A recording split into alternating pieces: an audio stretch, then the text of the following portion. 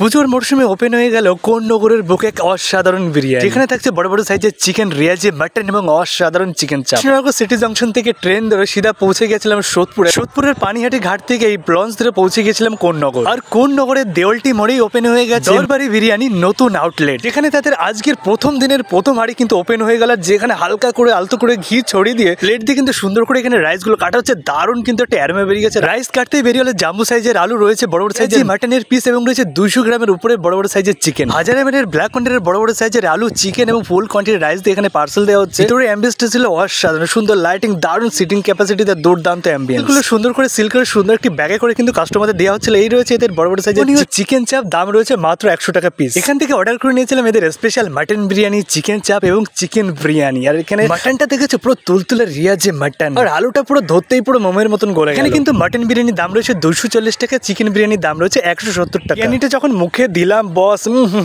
Just অসাধারণ লাগলো।